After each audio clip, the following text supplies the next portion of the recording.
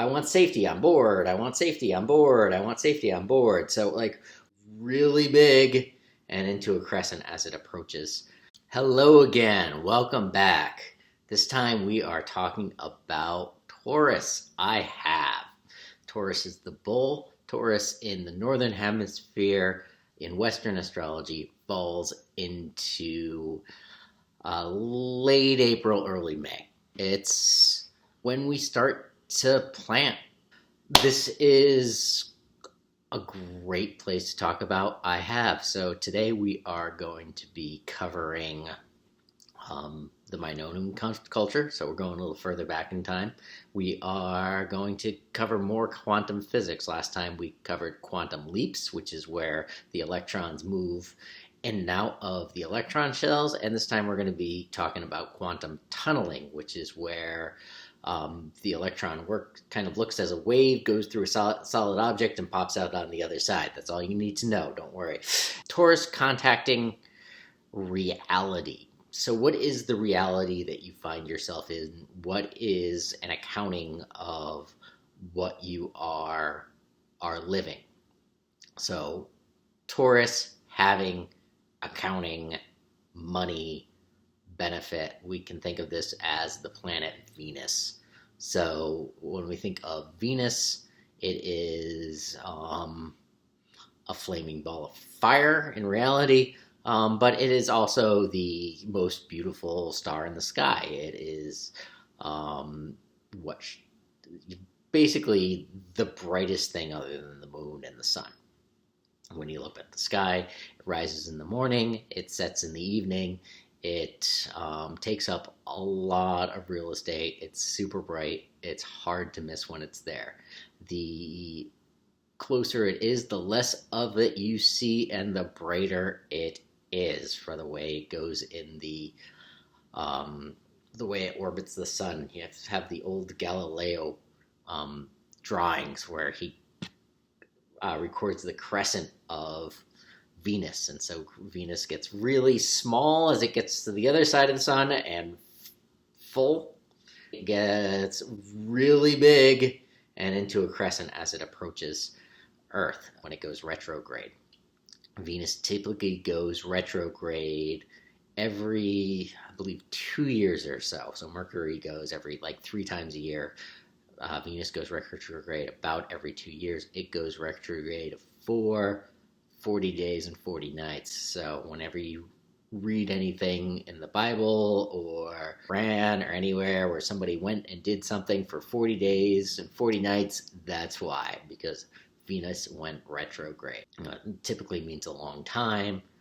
Noah rode out the flood for 40 days and 40 nights. Jesus went in the desert for 40 days and 40 nights. I think Muhammad went in the desert for 40 days and 40 nights. You get the Buddha who sits under the tree for 40 days and 40 nights. And then you have kind of like modern equivalents of people that do meditation and really take time out of the day. A common thing to do is actually like a 10-day meditation. It's kind of like the same idea of like we're resetting, we're finding our balance, we're going to that spot.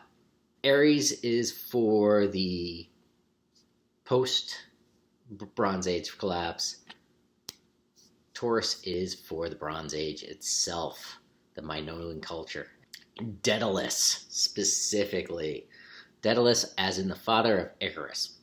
So everybody knows the story of Icarus. He got wax wings, flew too high, they melted in the sun, he fell to his death in the sea. 30-second version.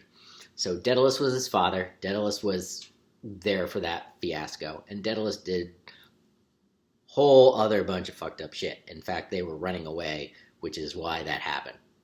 So, and what were they running away from? They were running away from the bull that Daedalus had invented. Lots of different stories of this. The best is the story of the Minotaur, where there is basically a maze that Daedalus designs, and there's this half bull, half man thing running around, and they sacrifice people to this half bull, half bill thing. Reality was a little bit different. They made a bronze sculpture in the shape of a bull. They put a guy in it and they lit it on fire and it made sounds like a bull. For real. Your blood boiling off was the bull making bull sounds. Horrifying. So, but Daedalus is credited with inventing this, and much like 4,000 years later with the invention of the guillotine, the inventor was slated to go in the bull. The guillotine actually got the inventor of the guillotine. Daedalus invented the wings, gave a pair to himself, gave a pair to his son. Why a bull? Why? It has power, it has energy, and if you go back and go through the archaeology, you'll find on the I think it's on Crete, on Minos, there's lots of bull paraphernalia, and it's just kind of how it was done, how it played out. There's 6 basic human needs. There is safety and variety. There is love and significance. So safety and variety are kind of different. Like safety is kind of boring, variety is exciting. I need excitement, yay! And then love is I need connection. I want to be with people, and significance is I want to stand apart. I want to stand above. I want to be important and stuff like that. And so, Tony Robbins things, and he talks about. So these are the kind of the basic 4. And after the basic 4, we'll get into growth and contribution afterwards. But these basic 4 kind of can create a crazy 8 thing, where you need love and significance, and it's really important, or you need love and it's important, and then you explode because you need significance and you need this to happen, and this all the time. So you're constantly, if you're living in these bottom 4 basic needs, you're constantly going back and forth, and you're going, I want love, I want significance, I want love, I want significance, I want love, I want significance.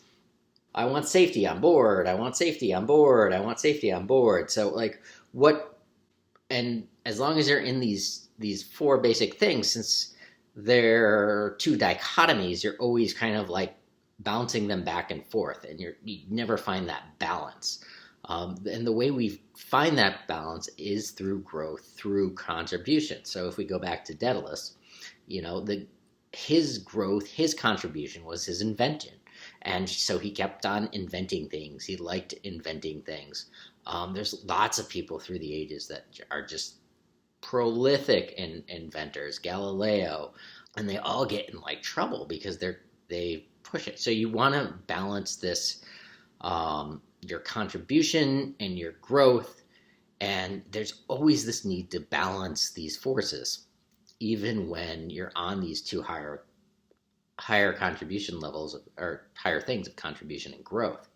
How do we think of this in terms of what we have in terms of Taurus, in terms of this these family values, right?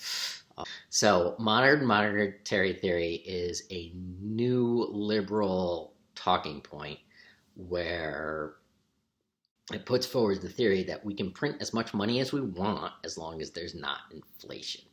And this is really interesting and intriguing when we start to consider the law of supply, right? So one of the talking points of modern monetary theory is that the government isn't your household budget. And I'm here to say it's a little bit more similar than you think it is. And the argument is that the government can print money, it can loan money, it can control banks, it can tax, it can do all sorts of things. And so modern monetary theory says that there isn't a federal budget if you can do all those things. There's just creating and destroying money. So when the government spends money, it creates money. When it taxes, it destroys money, essentially. As long as there's not inflation, so as long as it doesn't blow up out of control, it's fine. And really, this is the same with your household budget, too. As long as you're doing something that's interesting and some bank thinks is worthwhile, they will lend you money to do it and to keep doing what you've been doing as long as you're paying your you're paying your bills and being responsible, right? As long as you have a good credit score and you can lend, can borrow more money. What really keys into this in the law of supply is that as long as you're providing value, you're always going to have the money to do what you want to do, right? Money is just it's a fiat system. It doesn't mean anything. So you can invent that out of anything, right? As long as you're providing value and someone's willing to pay for that value, that's going to come back to you. Resources will appear where sufficient value is provided, without exception. If you're delivering sufficient value and someone finds value in that value, which is the definition of value, you're going to be able to cover that bill somehow. That money will appear. We come to something and we're like, oh, I don't have the money for that. I can't afford that. I mean, you haven't decided to do it, right? As soon as you decide to do it and get serious about it and decide to show the value of that thing you're doing, that money will appear. It must. It's the law of the universe. It's the law of supply. It is somewhere. Even if you need, say you need iridium, right? And you can't get iridium. If you need iridium bad enough, like there's asteroids floating around the solar system with lots and lots of iridium on them. Like if you need iridium bad enough, like there will be a rocket for you to get to that asteroid and pull it down to Earth. Because if the value's there, it's there. And maybe that iridium isn't worth that much. But that's because that iridium isn't worth that much. It's not because you can't get it. Just because nobody's gotten it yet doesn't mean it's not there. And so it's that sort of thing where if you need something bad enough and it has enough value, it's going to show up. And this is not like wishing on the wind, right? Iridium doesn't just like magically come out of nowhere. Rockets, Elon Musk doesn't like magically build a rocket, right? He builds a rocket, shoots it up, blows up, does that 3 or 4 times, and then but it ends up working, right? The Wright brothers were able to fly. Lots of people trying to fly at the time when the Wright brothers were trying to fly. They were like, we're going to do it this way. Everybody looked at their design and they're like, that's insane. It worked, right? So if something is needed bad enough, it's going to happen. May not happen in your lifetime, but it's going to happen. And I think one of the most astounding times this has happened is the evolution of chlorophyll. And so this is the quantum theory that I had promised at the beginning of this lesson. Chlorophyll, we think now, works because of quantum tunneling. So essentially quantum tunneling is that an electron moves through something solid, right? Because an electron is both a wave and a particle. The wave moves through the barrier and a particle shows up on the other side. Crazy, absolutely crazy. Right, and so chlorophyll. We think that when chlorophyll evolved, there were kind of red-green bacteria, let's call it red bacteria, red bacteria across everywhere. And that underneath that red bacteria were these chlorophyll blue-green algae, what we would now consider like plants, or the forebearers there are. This is 450 million years ago. The red bacteria was really effective because green is at the height of the light curve from the sun. Very slight, but That's where like all the energy comes. And red bacteria wasn't super efficient. And so below that, you have this blue-green bacteria that picks up this red light and near ultraviolet light and starts to photosynthesize it. And photosynthesis as we know it today. And it's extremely efficient for the wavelengths it picks up, like 95% plus. Really, really amazing, but it doesn't pick up green, which is why all the plants are green. It's a really, really complex molecule. And why did that happen? Because there was a need for it. That there was extra wavelengths available, and life evolved a way to pick up that energy. This is something that happens just like over and over and over again. You can see it in the evolution of plants. You can see it in the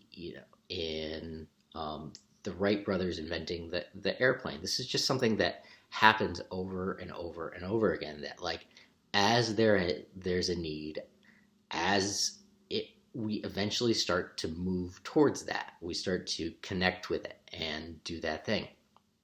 And so, what I want you to do for this lesson is to create a money box. So I think I have my money box. I hope I have it here. I do. Right? I have mine here, and it's just a box. And I have things that I think of as kind of money generating in it. I've got my COVID card and my insurance and maybe some old checks and stamps, membership cards. We've got a checkbook, and I also have 100 ones. It's actually 101 ones. And what I do every day is I count out the ones 1, 2, 3, 4, 5, 6, etc. And it reminds me that I have a level of opulence that I am allowing for myself. And it does a couple things. One, it gives me $100 if I get in a bind. And two, it reminds me that I don't necessarily need to spend the money that I have, and that I am attracting money and growing through it. And sometimes even when I'm counting it, I am so happy and grateful that money comes to me frequently from multiple sources in greater and greater quantities. And we'll just do one. I am so happy and grateful money comes to me frequently from multiple sources in greater and greater quantities. 2. And I've gone through all 101 that way. And what this does is it starts to anchor in my mind what I have already and the opulence afforded to me. And as I grow from that, that's something that is very, very important and very, very good. It's also good to be able to count bills. Remember, I was in a situation where I had to pay cash for rent, and I struggled. Like I would go to the ATM and I would get like a bunch of withdrawals. I think it was like $600 or something for rent. So I would have to like go do 2 ATM withdrawals, get like a bunch of 20s, and I struggled to get through that counting. And you don't want to struggle through counting money. Like, it should be natural, it should be easy, it should be something you do all the time. If you haven't counted money a lot, this is a must-do task. So that is Taurus, and I look forward to talking to you about Gemini.